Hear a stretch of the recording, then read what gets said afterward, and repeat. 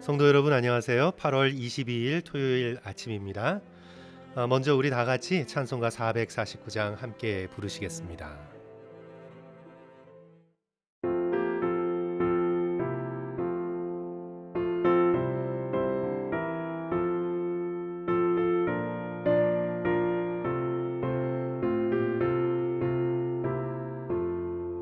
예수 따라가며 복음 순종하며 우리 행할 길 원하겠네. 주를 의지하며 순종하는 자를 주가 늘 함께 하시리라. 의지하고 순종하는 길은 예수 안에 즐겁고 복된 길이로다. 해를 당하거나 우리 고생할 때 주가 위로해 주시겠네. 주를 의지하며 순종하는 자를 주가 안위해 주시리라. 의지하고 순종하는 길은 예수 안에 즐겁고 복된 길이로다. 남의 짐을 지고 슬픔 위로하면 주가 상급을 주시겠네. 주를 의지하며 순종하는 자를 항상 복 내려 주시리라. 의지하고 순종하는 길은 예수 안에 즐겁고 복된 길이로다.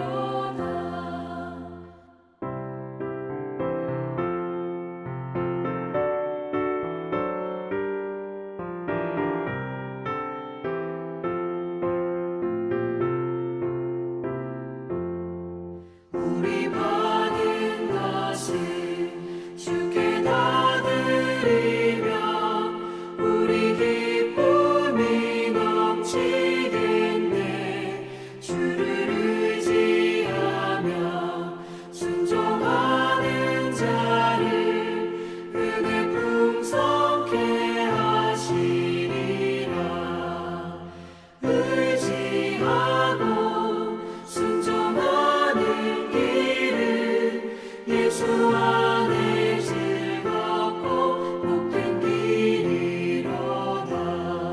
주를 힘입어서 말씀 잘 배우고 주를 모시고 살아가세.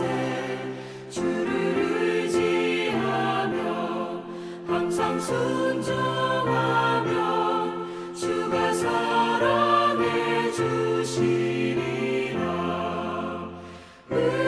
의지하고 순종하는 길은 예수 안에 즐겁고 복된 길이로다.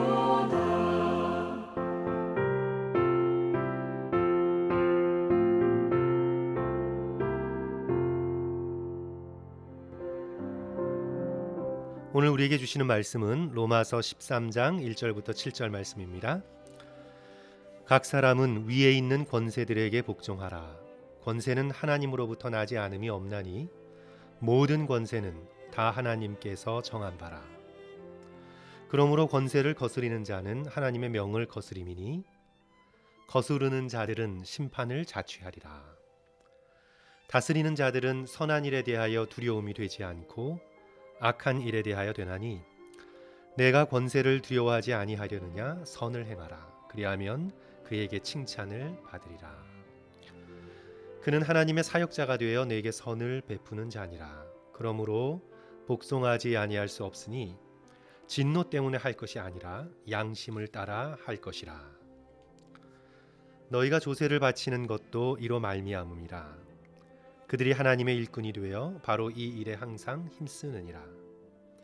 모든 자에게 줄 것을 주되 조세를 받을 자에게 조세를 바치고 관세를 받을 자에게 관세를 바치고 두려워할 자를 두려워하며 존경할 자를 존경하라. 아멘.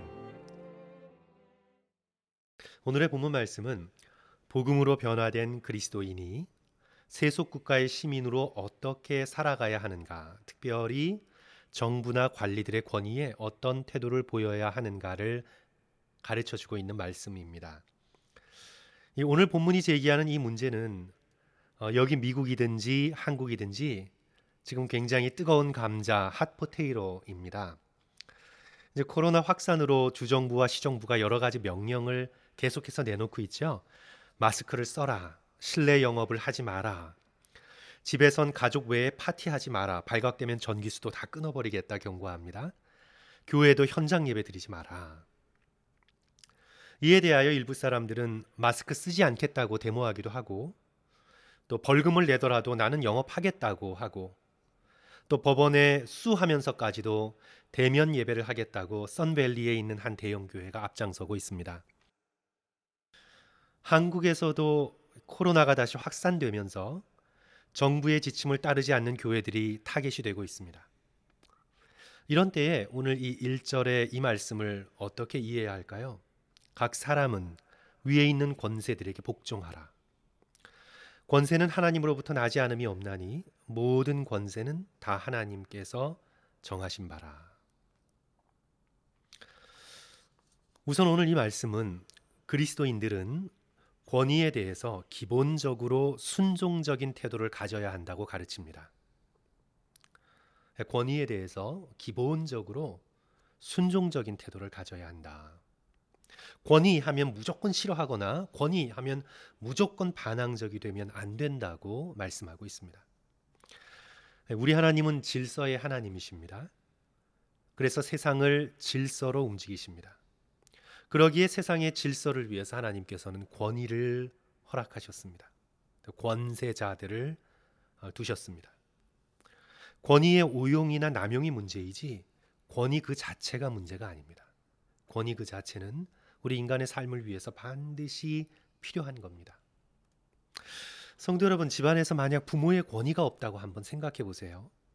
사춘기의 자녀들이 부모와 맘먹는다고 또 덤빈다고 한번 상상을 해보십시오. 아무리 민주화된 사회이지만 집안에서 부모의 권위가 만약에 하나도 없다면 그 가정은 사실 버티기가 어렵습니다. 학교에서 선생님의 권위가 없다고 한번 생각해 보세요. 또 군대에서 상관의 권위를 무시한다고 한번 상상해 보세요. 하나님께서는 그리스도인들이 권위 자체에 대해 순종적인 태도를 가져야 한다고 우리에게 말씀하고 있습니다. 만약 우리가 이유 없이 권위에 대하여 반항적이 되면 우리는 절대 권위자 되시는 하나님께 순종하기가 어렵습니다. 늘 권위에 대해서 의심하고 반항적인 태도를 키워오면요, 절대로 성숙한 인격으로 자라갈 수가 없습니다. 사춘기에는 반항했더라도 어른이 되면서 화해하고 받아들이고 지혜를 갖추어야만 인생을 살아갈 수가 있습니다. 그래서 7절 끝부분이 우리에게 가르쳐 주시는 말씀이 크죠. 두려워할 자를 마땅히 두려워하고 존경할 자를 마땅히 존경해야 합니다. 이 권위에 대한 순종적 태도는 착한 시민이 되는데 굉장히 중요합니다. 그리스도인은 착하고 모범적인 시민이 되어야 합니다. 그래야 하나님의 나라를 이 땅 속에 증거할 수가 있습니다. 다른 종교를 가진 사람들, 종교가 없는 사람들에게도 그리스도인이구나, 법과 질서를 잘 지키고 다른 사람을 잘 배려하는구나, 그런 인상을 주어야 합니다. 세속 권위의 역할이 무엇인가요?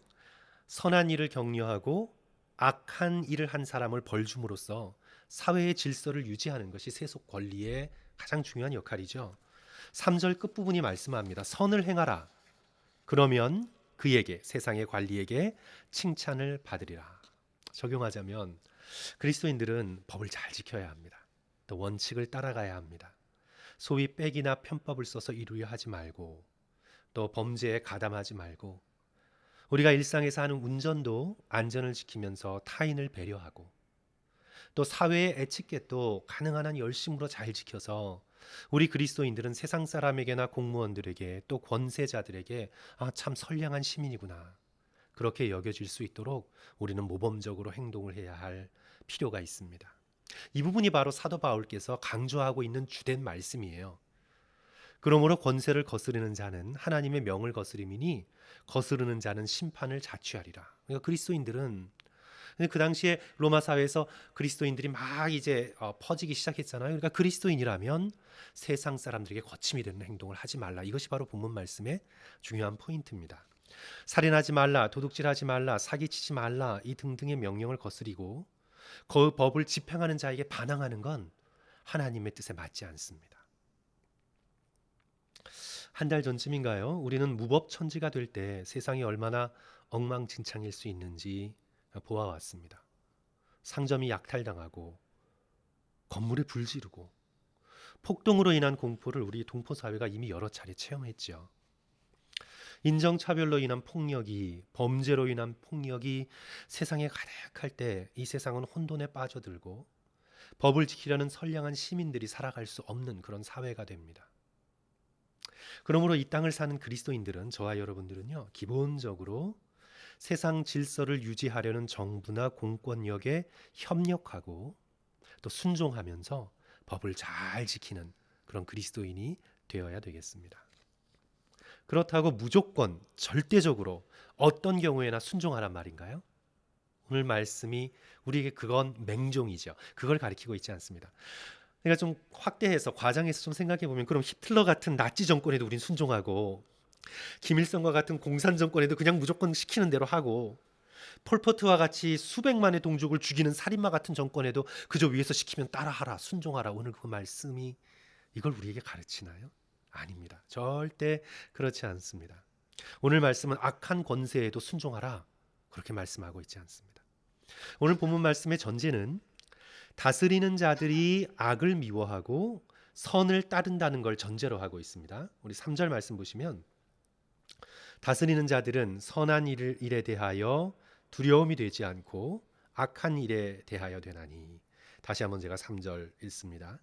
다스리는 자들은 선한 일에 대하여 두려움이 되지 않고 악한 일에 대하여 되나니. 그러니까 다스리는 사람들, 그러니까 세상의 권세자들은 선한 일을 하는 사람은 칭찬하고 악한 일을 하는 사람은 두렵게 벌 줘야 한다는 그런 기본적인 전제를 가지고 있습니다. 그러니까 당연히 경찰은 선행을 칭찬하고 악행은 벌 줘야 합니다. 이게 오늘 말씀의 전제입니다. 만약 이 전제가 뒤엎어서 반대로 된다면 그 나라는 부패한 나라고 악한 정권이죠. 그런 악한 권세를 향해서는 당연히 저항할 수 있어야 합니다. 아니요 라고 양심에 비추어서 말할 수 있어야 합니다. 그리스도인들은 자신의 양심에 비추어서 악한 정권에 대해서는 no 라고 저항할 수 있어야 합니다. 위에서 시킨다고 무조건 권세에 다 순종하라고 했잖아. 오늘 말씀이 그렇게 오용되면 안 됩니다. 구약의 다니엘서를 성도 여러분 보십시오. 사드락, 메삭, 아벳느고가 충성스럽게 황제를 섬겼습니다. 하지만 금신상에 절하라는 명령이 떨어지자 순종하지 않았습니다. 황제에게 순종하는 것보다 하나님께 순종하는 것이 더 중요하기 때문입니다. 다니엘도 보십시오. 평소에 황제에게 순종하며 충성스럽게 겸손하게 정말 지극정성으로 섬겼습니다. 하지만 기도하지 말라라는 칙령이 떨어지자 그가 어떻게 했나요? 황제의 명령을 어깁니다. 지켜야 할 하나님의 명령이 있었기 때문입니다. 예루살렘을 향해 문을 열고 하루 3번씩 평소에 하던 대로 주님을 바라보고 기도합니다. 5절에 보면, 오늘 말씀 5절에 보시면 복종은 양심에 따라 할 것이니라 분명히 기록하고 있습니다. 권세에 대한 복종은 우리의 신앙 양심에 따라 하는 것입니다. 하나님 앞에서 내가 가지고 있는 도덕적 양심, 하나님 앞에서 내가 지키고 있는 신앙 양심에 따라 우리는 복종해야 합니다. 당연히 신앙 양심에 따라 히틀러 같은 정권에는 복종할 수 없습니다. 인종차별을 하는 정부나 기관이라면 당연히 그리스도인들은 저항해야 합니다. 성경의 가르침을 거절하며 동성애를 비롯한 여러 가지 세속적 가치관을 강요한다면, 이 세상이 그것을 우리에게 강요한다면 우리는 어떠한 손해가 있더라도 당연히 신앙 양심을 붙들고 거절해야 합니다. 우리에게는 목숨을 걸고 순종해야 할 하나님이 계시고 또 하나님의 말씀이 있기 때문입니다. 그렇더라도 오늘 말씀이 우리에게 강조하고 있는 게 있죠. 그리스도인들은 법을 잘 지키고 권위에 순종적인 태도를 지니는 모범적인 시민이 되어야 합니다. 무조건 반항하고 보려는 태도를 가지고 있으면 이는 올바르지 못한 것입니다. 우리의 신앙 양심에 따라서 우리는 무엇이 옳은지 무엇이 선한지 분별하고 선하고 착한 천국 백성으로 이 땅을 살아갈 수 있는 저와 여러분이 되시기를 주님의 이름으로 간절히 축원합니다. 우리 함께 기도하겠습니다.